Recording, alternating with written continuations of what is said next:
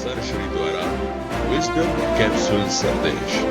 નાનો સંદેશ, ઊંડો સંકેત.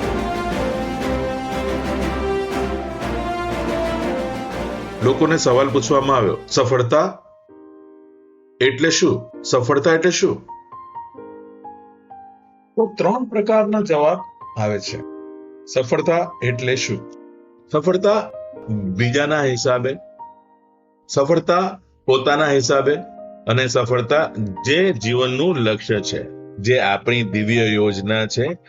ઈશ્વર કહે, અલ્લાહ કહે, દિવ્ય યોજના કહે, સ્વસાક્ષી કહે, જે પણ શબ્દ કહીએ, તો આપણને સફળતા જોઈએ છે એટલે પૂર્ણતા જોઈએ છે. જે પૂર્ણ છે એ જ સફળ છે. તો કોના આધાર પર? બીજાના આધાર પર પૂર્ણતા એટલે શું? બીજાના આધાર પર તમારી પાસે આટલા પૈસા છે, તમારી પાસે આવું ઘર છે, તમારી પાસે આવી નોકરી છે, તમારી પાસે આવી પ્રસિદ્ધિ છે, તમારી પાસે આવી ખુરશી છે, તમારી પાસે આવી કલા છે, તો તમે સફળ છો, તો તમે પૂર્ણ છો. તો જેમની પાસે આ બધી વસ્તુ છે તેમને પૂછી લેજો. તો એવું નથી. પરંતુ બીજાના હિસાબે સફળતાની પરિભાષા આ છે, પૂર્ણતાની પરિભાષા આ છે. આ મળશે તો પૂર્ણતા, નહીં તો નહીં. પછી પોતાના હિસાબથી જ્યારે આપ પૂછશો સફળતા છે એમાં, જે કામ આપ નક્કી કરો છો, નિર્ણય લો છો, આ કામ હું સાંજ સુધીમાં પૂરું કરીશ, પૂર્ણ કર્યું, સફળ છો. કાર્પેન્ટર બનવાનું ડિસાઈડ કર્યું, નિર્ણય લીધો અને કાર્પેન્ટર બની ગયા, તો તમે સફળ છો. લોકો નહીં કહે કે તમે સફળ છો. તેઓ કહેશે કે કાર્પેન્ટર બનવું, શું બનવું? ડોક્ટર બનત તો કઈ બન્યા, તો સફળતા. પરંતુ તમે ડિસાઈડ કર્યું જે બનવું તે બન્યા, તો તમે સફળ. તો આ બીજું. ત્રીજું પહેલું, દિવ્ય યોજના અનુસાર, ઈશ્વરના અનુસાર તમારે જે બનવાનું હતું તમે બનો, તો તમે સફળ. અને ઈશ્વરના અનુસાર તમારે શું બનવાનું હતું? જે તમે છો. ઈશ્વરના અનુસાર આપણે કઈ અલગ બનીને બેસી ગયા, જેને લીધેથી ઈશ્વરીય ઈચ્છા શું છે કે આપણે ફરીથી તે બની જઈએ જે આપણે છીએ. પોતે પોતાને જે માનીને બેઠા છે તે માનીને નહીં, તે માન્યતાથી ઉપર ઉઠો.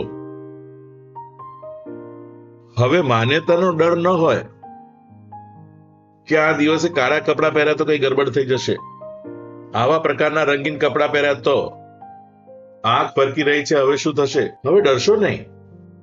કારણ કે દિવ્ય યોજનાના અનુસાર આપણે જે બનવાનું છે, તો પોતે પોતાને પૂછવાનું છે, ત્રણેયમાંથી કયા પ્રકારની સફળતા જોઈએ? ત્રીજામાં છે સેલ્ફ રિયલાઇઝેશન, સ્ટેબિલાઇઝેશન, પૂર્ણતા. હાર્ટ પર શિફ્ટ થવાનું, હેડથી હાર્ટના તરફ શિફ્ટ થવાનું છે. Heart opening. નહીં તો હાર્ટ બંધ થઈ જશે. હાર્ટ ફિઝિકલ નહીં, કારણ કે ફિઝિકલ હાર્ટ બંધ થઈ જાય તો શરીર ખતમ થઈ જાય. હેડમાં જો જીવતા રહ્યા, વિચારોમાં જ ખાલી જીવતા રહ્યા, અને વિચારો પણ કયા? કલાબાજી વાળા. સારી દુનિયાના લોકો મરી જશે તો છેલ્લા માણસને શમશાને કોણ લઈ જશે? આવા વિચારોથી કઈ થવાનું નથી. આ બધા માન્યતાઓના વિચાર, વિવેક શક્તિના દ્વારા જાગૃત કરેલા વિચાર.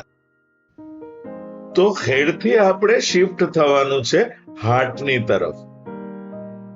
અને ડિસ્ટન્સ બહુ ઓછું છે હેડ અને હાર્ટના વચ્ચે, પણ લોકોની પૂરી જિંદગી નીકળી જાય છે ત્યાં પહોંચતા પહોંચતા, અને નથી પહોંચી શકતા, પૂરી રીતે ખીલી નથી શકતા. તો 3 પરિભાષા બતાવી આપે ડિસાઈડ કરવાનું છે આપ કઈ રીતથી ઈચ્છો છો આગળ વધવાનું. લોકો જે કહે છે એવી સફળતા જોઈએ કે જે આપ ડિસાઈડ કરી રહ્યા છો તે, કે જે ઈશ્વર ડિસાઈડ કરી રહ્યા છે તે સાઈડ આપ લો છો. કોની સાઈડ આપને લેવી છે?